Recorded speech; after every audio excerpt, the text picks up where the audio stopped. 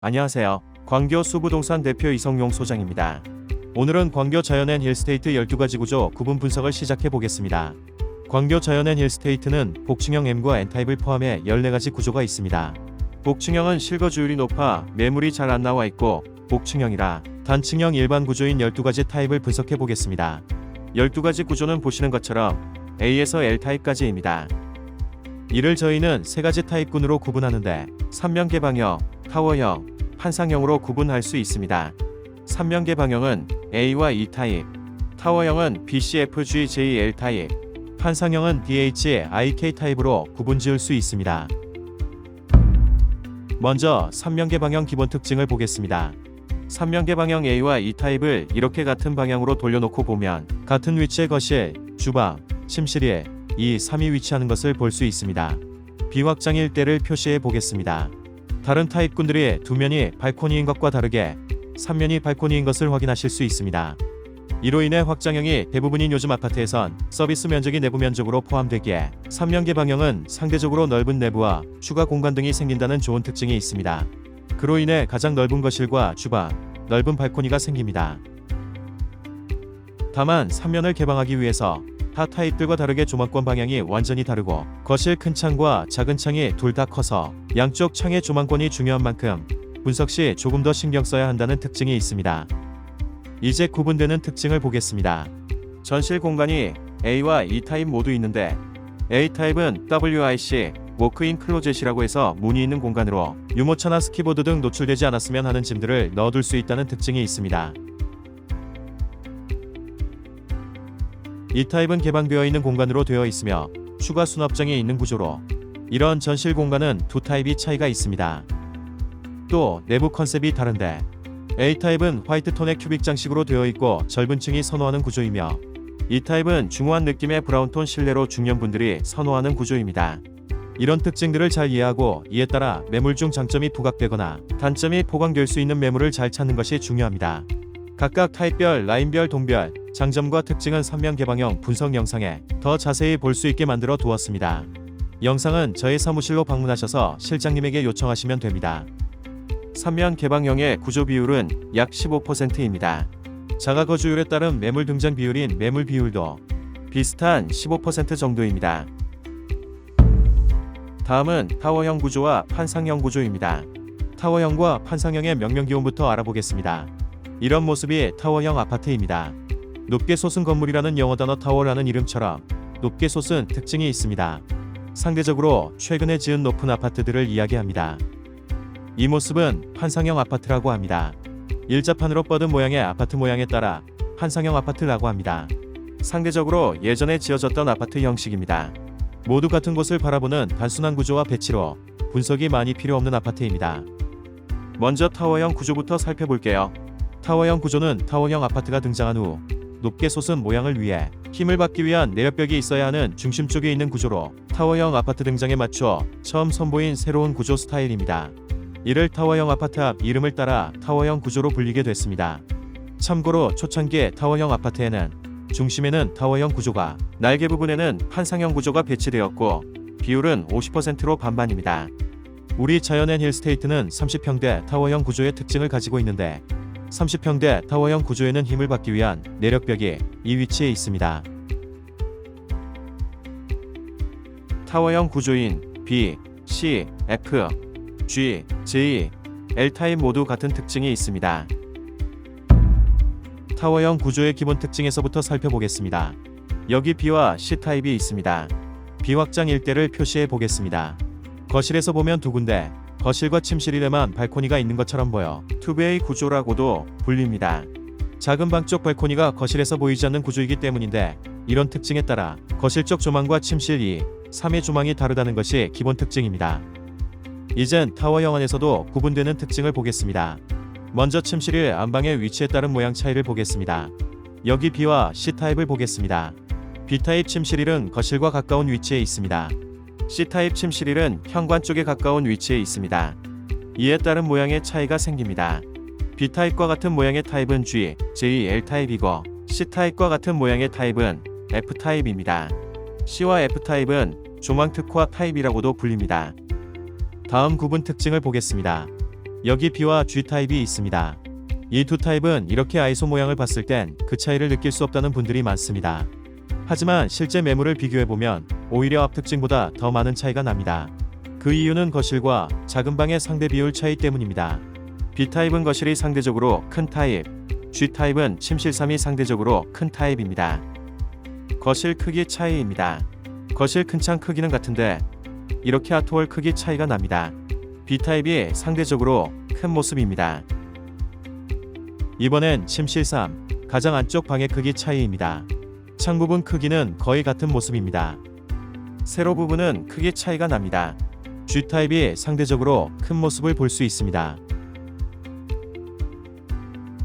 이렇듯 같아 보이는 구조도 실제 매물을 보면 차이가 있습니다. 저희의 카탈로그에선 평면도에서부터 이런 차이를 비교할 수 있게 거실은 내력벽에서 거실 큰 창까지의 크기를 넣어 두었고, 그리고 다른 구역의 포인트엔 조금 더 굵은 글씨로 크기를 표시해 두었습니다. 물건을 보실 때 저희 카탈로그를 보면서 실장님의 설명에 귀 기울여 주시면 쉽게 비교가 될 것입니다. 이번엔 노출되어 있진 않지만 가치평가에 크게 반영되고 있는 숨은 공간의 확장 가능성입니다. 대표적으로 B와 G타입이 전세대에 보시는 이 공간이 모두 비어 있어 사실상 많은 분들이 확장하여 사용하거나 확장 가능성을 이유로 더 좋은 대우를 받고 있습니다. 이 특징은 B와 G타입이 대표적이라 선호하는 타입이 되었습니다. 최근 C타입도 숨은 공간을 확장하는 예시가 늘어나고 있고, 작은 공간들이지만 추가로 확장할 수 있는 공간이 각 타입별로 있으니 더 정확히 사무실에서 예시 자료를 브리핑 받아보시는 게 좋습니다.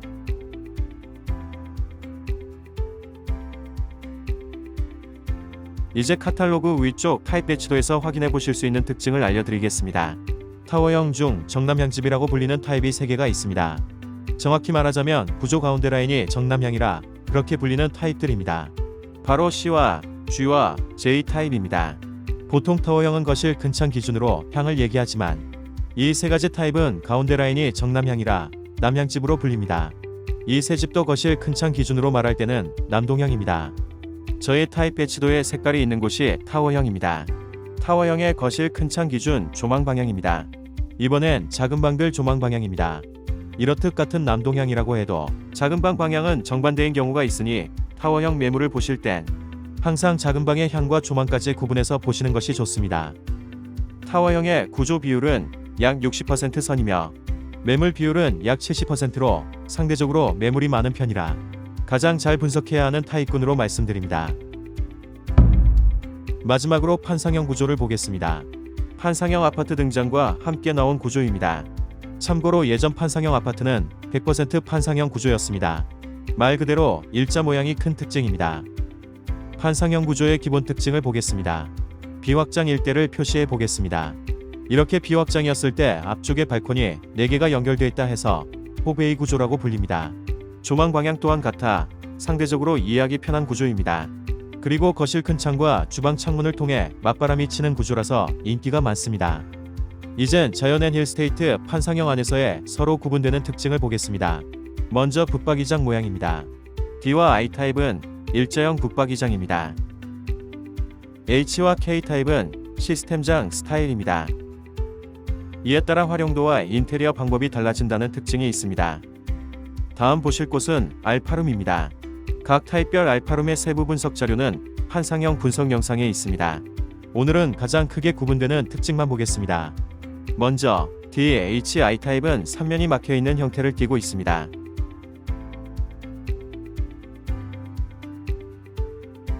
K타입은 한 면이 반 이상 개방되어 있습니다. 보통 거실의 확장 개념으로 많이 얘기합니다.